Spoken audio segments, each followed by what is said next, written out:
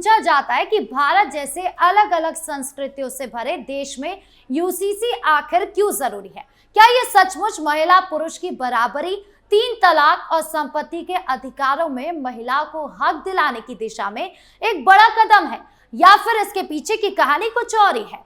एक तरफ जहां सरकार इसे नए भारत की जरूरत बताकर संसद में पास कराने का प्लान बना रही है, तो दूसरी तरफ विपक्षी दल और कई संगठन इसके विरोध में एकजुट हो रहे हैं। आखिर संसद में पेश होने जा रहे इस यूसीसी का पूरा सच क्या है और देश के लिए ये क्यों जरूरी है, इसी मुद्दे पर सुप्रीम कोर्ट के वरिष्ठ वकील अश्विनी उपाध्याय ने क्या कुछ कहा, आप भी सुनिए।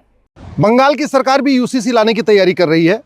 उत्तराखंड में पहले आ चुका है, गुजरात में पहले आ चुका है, अब असम में भी प्रक्रिया चल रही है, मध्य प्रदेश में भी प्रक्रिया चल रही है, महाराष्ट्र में भी प्रक्रिया चल रही है और गुजरात बंगाल में भी प्रक्रिया शुरू हो गई है। यूनिफॉर्म सिविल कोड आएगा, शादी विवाह की जो मिनिमम उम्र है वो एक बराबर हो जाएगी। यूनिफॉर्म सिविल कोड आएगा, ग्राउंड्स ऑफ डिवोर्स और प्रोसीजर ऑफ डिवोर्स सबके लिए समान हो जाएगा।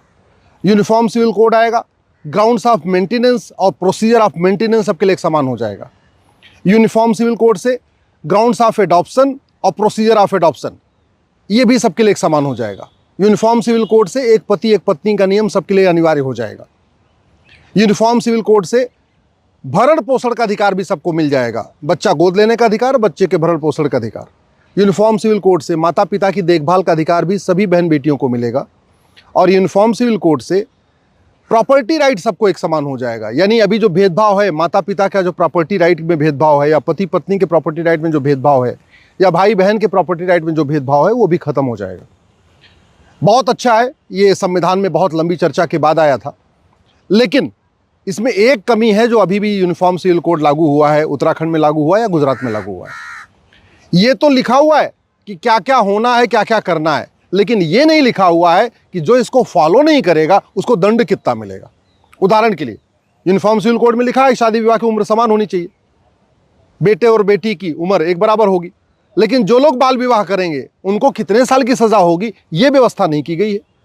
भरण पोषण का अधिकार, बच्चा गोद लेने का अधिकार एक समान है, लेकिन जो लोग इसको नहीं मानेंगे उनको कितने साल का दंड मिलेगा। गुजारा भत्ता का अधिकार सबको है, ये तो लिखा हुआ है, लेकिन जो गुजारा भत्ता नहीं देगा उसको कितने साल सजा होगी।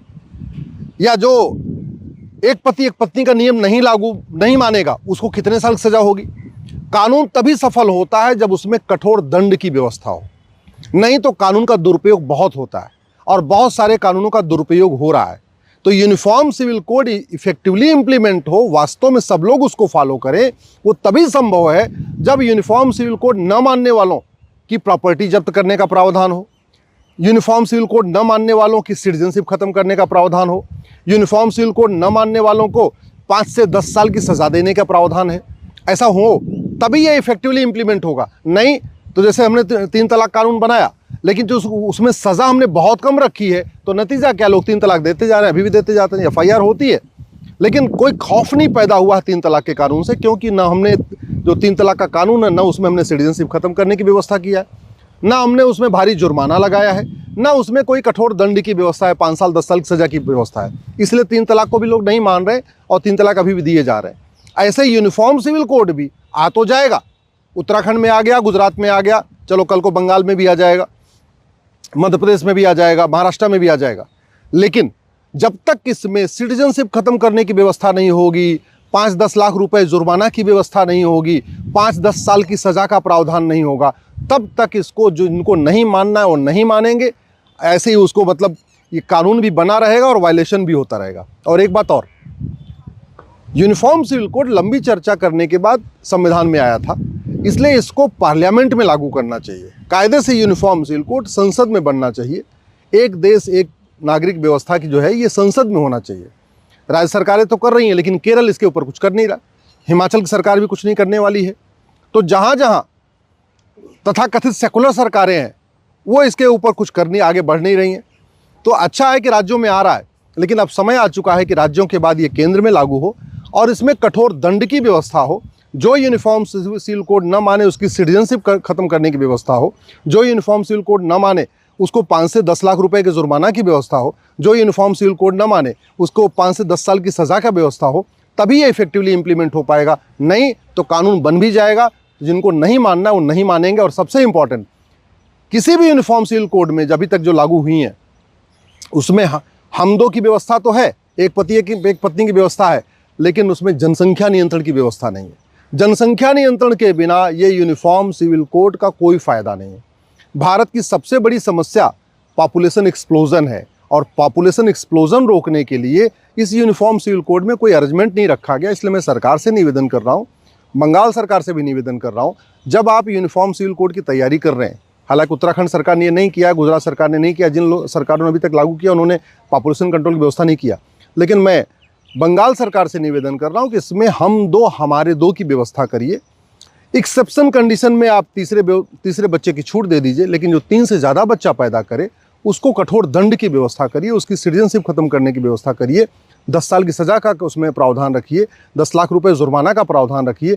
नहीं तो जो जनसंख्या विस्फोट हो रहा है ये यूनिफॉर्म सिविल कोड से नहीं रुकेगा अगर इसमें हमने पॉपुलेशन कंट्रोल का प्रोविजन नहीं जोड़ा तो यूसीसी का ड्राफ्ट अब संसद के दरवाजे पर खड़ा है, लेकिन एक बात साफ है कि पर्सनल लॉ और हमारे बुनियादी कानूनी अधिकारों के बीच की ये लड़ाई इतनी आसानी से थमने वाली नहीं है। क्या हमारा सिस्टम और समाज एक ऐसे बड़े बदलाव के लिए पूरी तरह तैयार है जहां धर्म के पर्सनल लॉ से ऊपर देश का एक साझा कानून होगा? आज जनता सिर्फ एक ही चीज चाहती है, एक ऐसा कानून जो किसी के साथ भेदभाव ना करे बल्कि हर नागरिक को बराबरी की गारंटी दे। देखना यही है कि जब ये बिल संसद की मेज पर आएगा तो सदन के भीतर और बाहर कौन कौन से चेहरे इसके पक्ष और विरोध में सामने आते हैं। क्या सरकार सभी पक्षों को भरोसे में लेकर इसे कानून की शक्ल दे पाएगी? आपकी इस पूरे मामले पर क्या राय है? आपको क्या लगता है कि संसद में यूसीसी को अब पास हो जाना चाहिए? अपनी राय हमें कमेंट बॉक्स में जरूर बताएं। देखते रहिए कैपिटल टीवी बिहार। धन्यवाद।